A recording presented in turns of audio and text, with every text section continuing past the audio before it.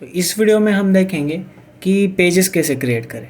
ठीक है, तो पेजेस और पोस्ट में थोड़ा डिफरेंस समझिए। ठीक है, पेजेस, ये जो पेजेस होते हैं ना, वो एक अपना मतलब अलग पेजेस होते हैं। ठीक है, जो कि किसी से कनेक्टेड नहीं होते।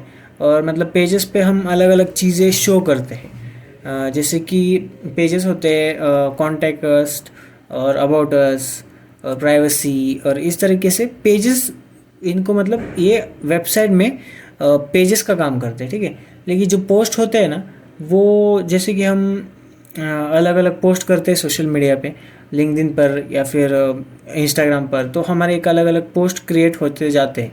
ठीक है, तो इसी तरह से यहाँ पर ब्लॉग पोस्ट आप पोस्ट कर सकते हो। तो सिंपली आपको पेजेस को क्रिएट करने के लिए पेजेस के सेक्शन पे जाना है। तो और यहाँ पर आपको पहले से ही कुछ पेजेस क्रिएट किए हुए मिलेंगे। ठीक है, वो थीम के हो सकते। ठीक है, थीम जो भी आपने लगाई है उसमें कुछ पेजेस क्रिएट पहले से ही किए जाते हैं। तो आप जैसे थीम इंस्टॉल करते हो तो यहाँ पर आपको पेजेस शो हो जाते हैं। तो यहाँ पर ज़्यादातर आपको privacy page, terms and condition page, ये पेजेस आपको प्री इंस्टॉल मिल सकते हैं। होम पेज भी मिल सकता है। तो इस तरीके से आपको पेजेस मिलेंगे। तो आपको नया पेज क्रिएट करने के लिए आपको यहाँ पर ऐड न्यू पर क्लिक करना है। ठीक है, ऐड न्यू पर क्लिक करने के बाद आपको यहाँ पर एक थीम एडिटर आएगा।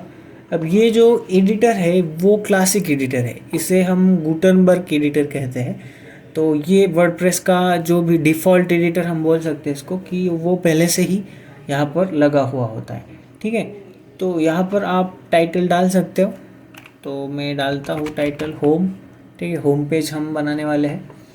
और यहाँ पर पेज की जो भी विजिबिलिटी है, जो भी अलग अलग सेटिंग्स है, वो यहाँ पर आपको दिखेंगी।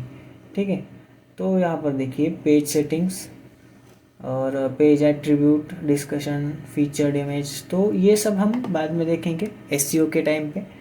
यहाँ पर ब्लॉग्स, जब भी आप मतलब यहाँ से ब्लॉग्स वगैरह क्रिएट करेंगे तो इसको हम ज़्यादातर नहीं यूज़ करते, और इसको कोई भी मतलब ज़्यादातर यूज़ नहीं करता आज के समय में। आज के समय में सभी एलिमेंटर का यूज़ करते हैं। तो अब होम पेज आपको क्रिएट करना है, तो इसके लिए आपको एलिमेंटर पर क्लिक करना पड़ेगा। ठीक है, एडिट विथ एलिमेंटर पर क्लिक करो और यहाँ से एलिमेंटर का डैशबोर्ड है वो ओपन हो जाएगा।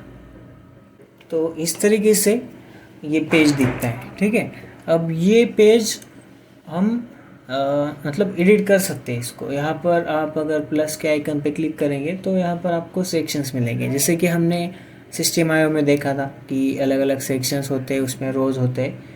तो सिंपली ये सेक्शंस है। ठीक है, तो यहाँ पर पहले से ही जो भी हेडर है, वो इसका जो भी मतलब डिफ़ॉल्ट हेडर है वो यहाँ पर चिपका हुआ है।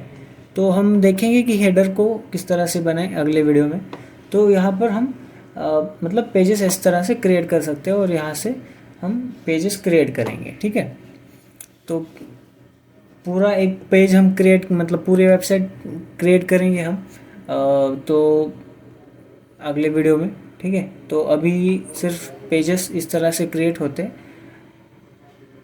और यहाँ से ये बैक आता है। ठीक है, तो यहाँ पर क्लिक करके आप डैशबोर्ड पे वापस आ सकते हो। तो यहाँ से सीधा मतलब अलग अलग पेजेस आपको दिखेंगे, कौन से पेजेस आपने क्रिएट किए। देखिए, अब यहाँ पर आपने होम पेज क्रिएट किया और यहाँ पर ये ड्राफ्ट में चला गया है क्योंकि हमने पब्लिश इसको नहीं किया। ठीक है, जैसे पब्लिश पर क्लिक करेंगे तो यहाँ पर इस तरह से ये आ जाता है और डैश करके एलिमेंटर आ जाता है। तो यहाँ पर अलग अलग पेजेस है, तो हम इसी का इस्तेमाल करके हम अगर हम इस पर हवर करते हैं, ठीक है, इस पर माउस ले जाते हैं, तो हमें अलग अलग मतलब 4-5 ऑप्शन मिलते हैं। यहाँ पर एडिट पर आप अगर क्लिक करोगे तो ये जो भी आपका बेसिक एडिटर है वहाँ पर आपको लेके जाएगा, जो भी हम गुटनबर्ग इसको हम कहते हैं। ठीक है, अगर आप क्विक एडिट पे जाओगे तो यहाँ पर यहीं पर आपको एक विंडो शो होगा इस तरह से, और यहाँ से आप क्विकली एडिट कर सकते हो टाइटल को, स्लग्स को, और आप डेट भी चेंज कर सकते हो कि किस डेट पर ये पब्लिश हुआ है इस तरह से। और आप टेम्पलेट वगैरह भी चेंज कर सकते हो, इसको कौन सा पेज रखना चाहते हो, मेन पेज या अबाउट अस, जो भी आपको मतलब पेरेंट पेज इसको रखना है तो आप रख सकते हो।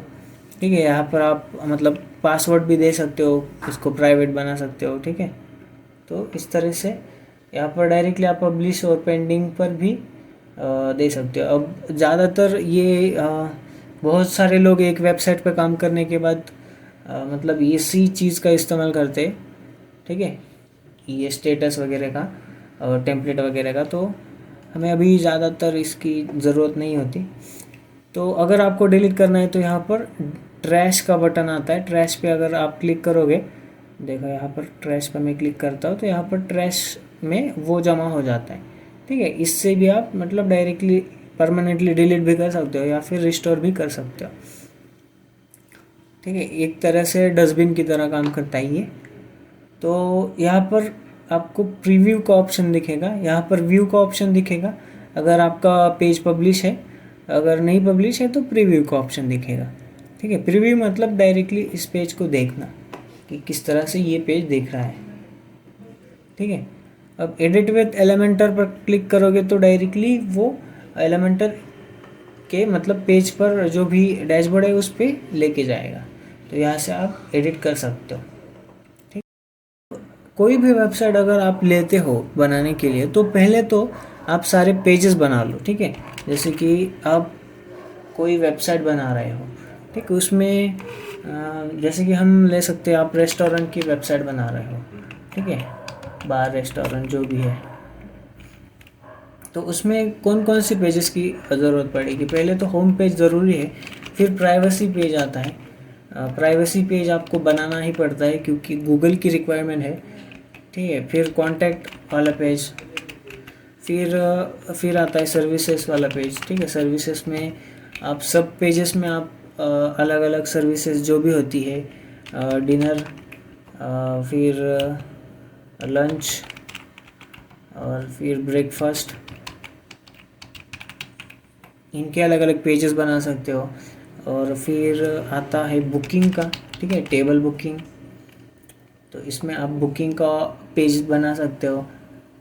और कौन कौन सी अलग अलग पेजेस बना सकते हो, जैसे कि ब्लॉग्स का और मतलब कस्टमर का भी बना सकते हो, या फिर गैलरी का भी पेज बना सकते हो। इस तरह से पहले तो पेज डिसाइड कर लो कि कौन कौन से पेजेस आपको बनाने हैं, क्योंकि पेजेस बनाने के बाद ही आप उसका मतलब मेनू डिसाइड कर सकते हो।